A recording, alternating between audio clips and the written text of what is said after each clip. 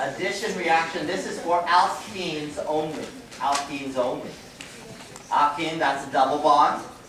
And here's the general reaction. If I have a double bond, and I add A, B, something that has two parts.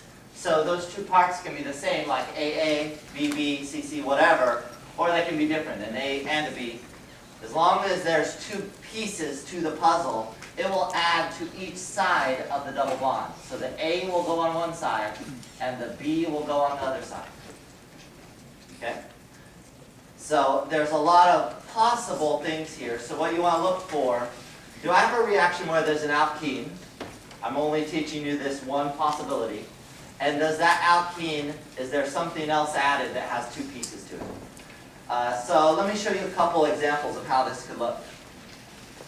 Let's say, and just for fun, I'll use this butene molecule.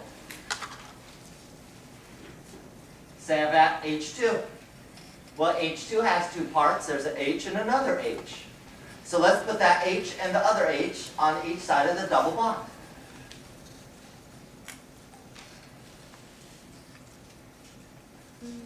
But, of course, you know you don't have to draw H's. So if you wanted to, you could just write this. So it turns into butene, or butane. Dr. E? Yes? So do you not write the double bonds in the products? Yeah, the double bond is going to go away. It'll become an alkane sort of thing. Because that double bond, part of the mechanism, which we're not going to learn, that double bond reaches out and grabs someone, and it uses that double bond to make now a single bond to the thing you're adding. And then the bond that was from the thing you're adding is going to make the other side of the attachment. So you don't really have to worry about that, but that's why the double bond disappears. Let's try another. Let's say we add Br2. Well, that has a thing and another thing, a bromine and a bromine. So we're going to add that across the double bond. So we'll have bromine on one side and another bromine on the other side. And you could have drawn this differently if you preferred. You could have made it look like this. These are the same molecule. They're conformations of each other. Okay, so 2,3-dibromobutane. So you just made from an alkene, you made an alkyl halide. In the previous reaction, you went from an alkene to an alkane. So these reactions are really nice whenever you can change the functional group. So you notice the free radical halogenation changed the functional group. Addition also can change the functional group. Let's try another one. What if to that we added HCl? Well, that works. We have an H on one side, a Cl on the other side. So let's add that. I'm going to add an H on one part, a Cl on the other. And if you wanted to redraw that as this, 2-chlorobutane, you can. Because remember, we don't have to draw the hydrogens. I'm just drawing it so you can see it attaches. Let's try another one. What if I added something that you couldn't see?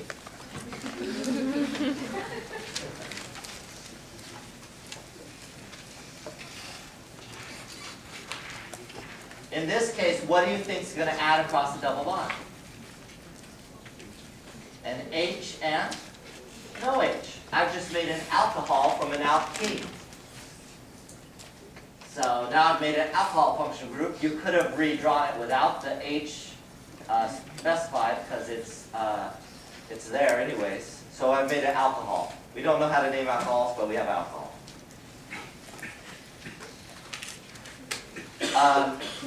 So just so you can see another example.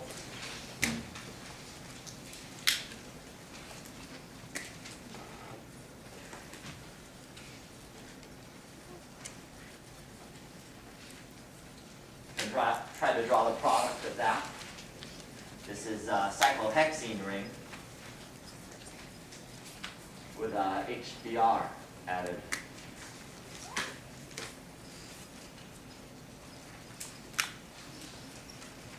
When you think you got it, you can look up and see if you get the same answer as I did.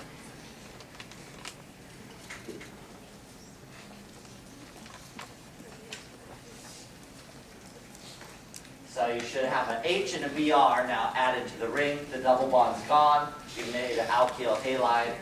This is called 1-bromocyclohexane.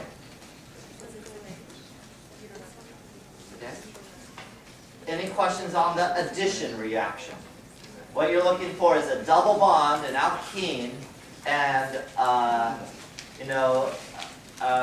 reagent that has two parts to it. Yeah. Yeah.